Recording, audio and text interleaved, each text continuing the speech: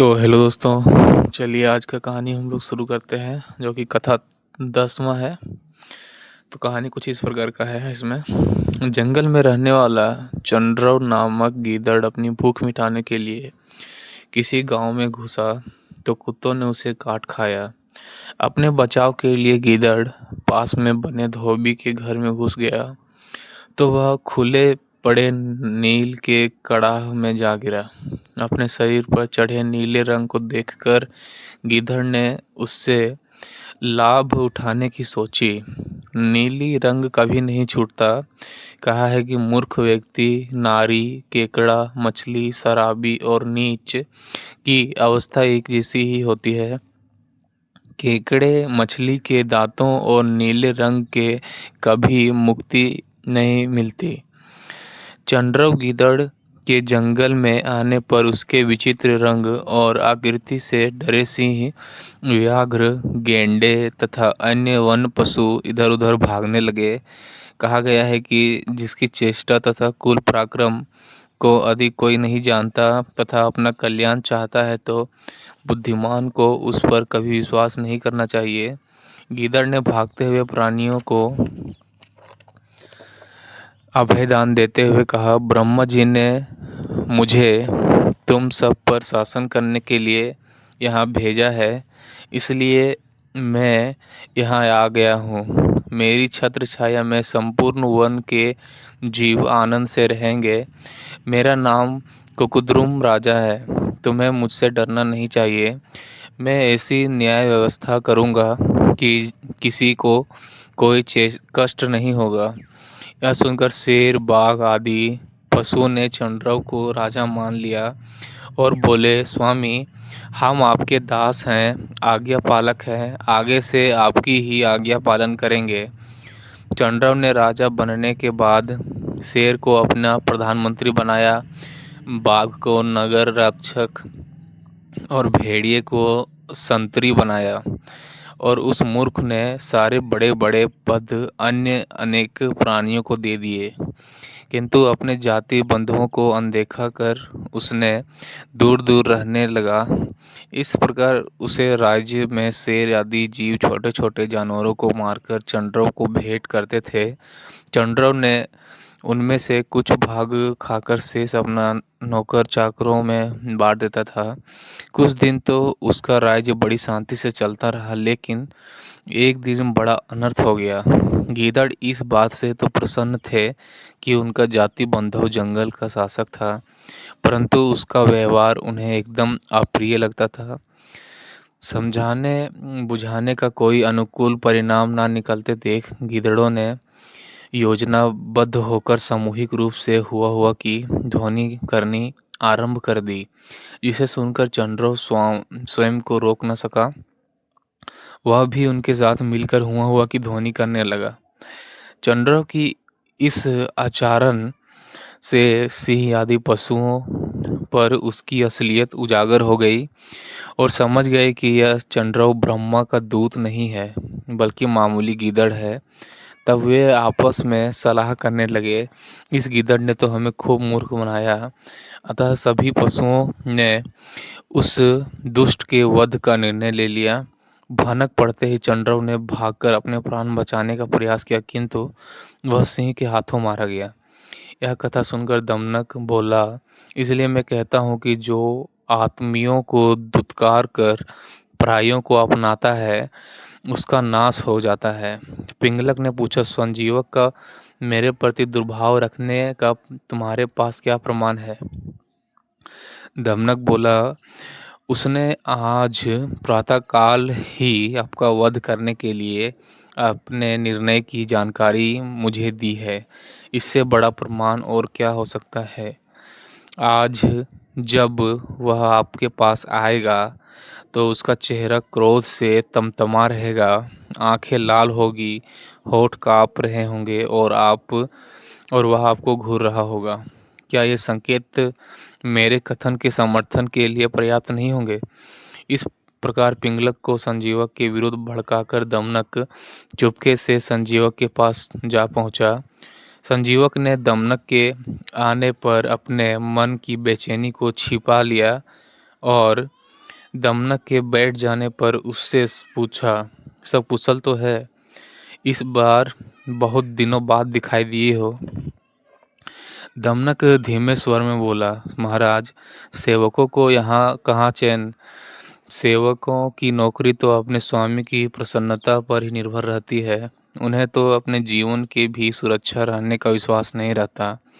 इसलिए सेवक कैसे कुशल हो सकते हैं? दरिद्र, रोगी, मूर्ख, प्रवासी और सेवा क्रम से अपना निर्वाह करने वाला, इन पांचों के जीवित रहने पर भी सेवक मृत ही समझे जाते हैं।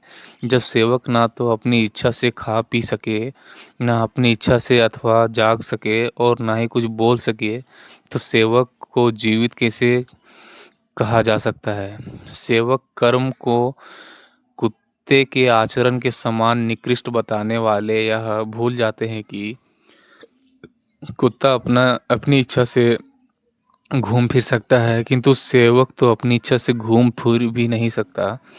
उन्हें तो प्रत्येक कार्य के लिए स्वामी की आज्ञा लेनी पड़ती है।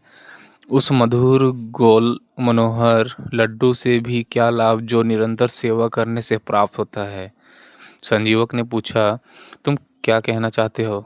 दमनक ने कहा, सचिवों को स्वामी की किसी गुप्त योजना का प्रकाशित नहीं करना चाहिए, क्योंकि ऐसा व्यक्ति स्वामी के गुप्त रहस्यों को प्रकट करके उसके कार्य को तो बिगाड़ता ही है, स्वयं भी नरकगामी होता है। नारद जी ने कहा है कि जिस मंत्री ने राजा के गुप्त रहस्य को उजागर कर दिया, मानो उसने बिना हथियार के ही राजा का वध कर दिया। लेकिन आपके प्रति अपने स्नेह के कारण मैं आपको स्वामी की गुप्त योजनाओं से परिचित करा देना उचित समझता हूँ। इसका कारण यह है कि मेरे भरोसे ही आपने महाराज से संबंध जोड़ा है। मनु महाराज ने कहा है कि जिसके विश्वास से कोई मृत्यु को प्राप्त कर लेता है, तो उसकी हत्या का दोष उसे विश्वास दिलाने वाले पर लगता है। पिंगलक ने मुझे गुप्त रूप से बताया है कि वह आपको ठिकाने लगाना चाहता है और आपका वध करके अपने परिवार को स्वादिष्ट भोज देना चाहता है। मैंने उन्हें समझाने की चेष्टा की है, क्योंकि मित्र से विश्वासघात करना अनुचित है। नीति शास्त्र भी कहते हैं कि ब्राह्मण के वध का प्रायश्चित तो है, उसकी निवृत्ति का उपाय भी है, किंतु मित्र के साथ विश्वासघात से निर्वित्र का कोई उपाय नहीं है। मेरे इस सुझाव पर ही क्रुद्ध होकर पिंगलक ने कहा, अरे मूर्ख, हम मांसाहारी प्राणी हैं और संजीवक शाकाहारी है। हम दोनों में मित्रता कैसी? यह तो हमारा आहार है और प्राप्त आहार की उपेक्षा करना मूर्खता है। हम जानते हैं कि उसके वध से हमें कोई दोष नहीं लगेगा। शास्त्रों का कहना है कि यदि शत्रु की किसी अन्य उपाय से हत्या करना संभव ना हो तो उसे अपनी लड़की देकर भी मार डालना चाहिए। युद्ध करने के लिए तैयार क्षत्रिय को शत्रु का वध करने में उचित अनुचित का विचार नहीं करना चाहिए।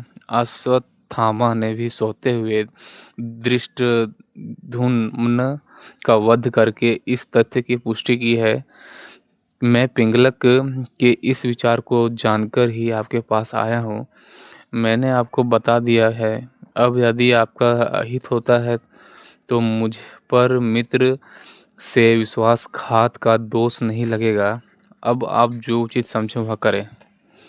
यह सुनकर संजीवक मूर्छित हो गया और कुछ देर बाद पश्चात सचेत होकर बोला, विद्वानों ने ठीक ही कहा है कि स्त्रियां प्रायः दुर्जनों के चुंगल में फंस जाती हैं। स्वामी प्रायः कठोर होते हैं, धन प्रायः कंजूस के पास ही होता है और बादल प्रायः पर्वतों के किले पर ही बरसते हैं। आपने को स्वामी का प्रिय समझने वाले सेवक को सींग रहित बैल के समान समझना चाहिए। कहा है कि मनुष्यों का वन में निवास करना श्रेष्ठ है, भिक्षा मांगकर पेट भरना श्रेष्ठ है, भार उठाकर जीवित रहना श्रेष्ठ है, रोग से पीड़ित होना भी श्रेष्ठ है, लेकिन अथवा सेवा करके धन दौलत प्राप्त करना श्रेष्ठ नहीं। मुझे पिंगलक से मित्रता नहीं करनी चाहिए थी। यह मुझसे भारी गलती हो गई।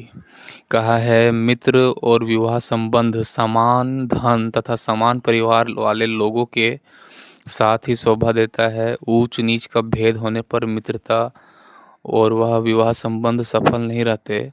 और भी कहा है, मृगों का, गायों का, अश्वों का, मूर्खों का और बुद्धिमानों का साथ पाकर ही शोभायमान होते हैं, क्योंकि समान गुण, स्वभाव और स्थिति वाले प्राणियों में ही मित्रता निभ सकती है। अब यदि मैं उसकी खुशामद करूं तो भी लगता है कि हम दोनों की मित्रता निभ नहीं सकेगी। लगता है कि कुछ ईर्ष्यालु ने मेरे विरुद्ध पिंगलक के कान भर दिए हैं, इसलिए वह मुझ पर क्रुद्ध हो रहा है। दमनक बोला, यदि आप ऐसा समझते हैं तो आपको किसी चिंता की आवश्यकता नहीं। आप महाराज से मिलकर उन्हें अपने कुल अनुकूल बना सकते हैं। कहा है, जो मनुष्य की गलती के कारण क्रुद्ध हुआ है तो गलती करने वाले के द्वारा क्षमा याचना करने पर वह शांत हो जाता है, लेकिन जो बिना किसी कारण द्वेष रखता है, ऐसे व्यक्ति को कोई प्रसन्न नहीं कर सकता। ऐसे लोगों भी हैं कि मनोहर भाव से उपकार किया हुआ भी लोक में द्वेष्यता को प्राप्त होता है। इसके विपरीत ऐसे भी हैं कि साक्षात दूसरों का अपकार करने से भी प्रीति को प्राप्त होता है। अतः एक भाव से सेवा पाने वाले राजाओं का मन दुराग्रह से पूर्ण होता है। ऐसे राजाओं की कठिन सेवा को योगियों द्वारा भी नहीं जाना जा सकता। संजीवक बोला, मैं तुम्हारे इस विचार से सहमत नहीं हूँ। दुर्जन अपने एक उपाय के विफल हो जाने पर अनेक उपायों का सहारा लेकर अपने मनोरथ को पूरा कर लेते हैं। वे छल कपट में विश्वास करने लगते हैं और प्रायः एक दूसरे के साथ मिलकर अपने कार्य की सिद्धि के लिए सही गलत करने लगते हैं। कौवे और गीदड़ द्वारा ऊँट के साथ किया गया उनका व्यवहार इसी तथ्य का साक्षी है। दमनक ने संजीवक से यह कथा सुननी चाहिए, तो संजीवक ने उससे यह कथा सुनाई। तो दोस्तों, आज के लिए हम लोग इतना ही रहने देते हैं। मैं आशा करता हूँ आप लोग कथा 10 में आज जितना भी नाटक ये जो हुआ उसमें आप लोग कुछ सीखे होंगे सुन के। तो कथा 11 हम लोग कल जानेंगे, कल सुनेंगे, है ना। तो आज के लिए इतना ही। हंसते रहिए, मस्त रहिए। ठीक है, बाय।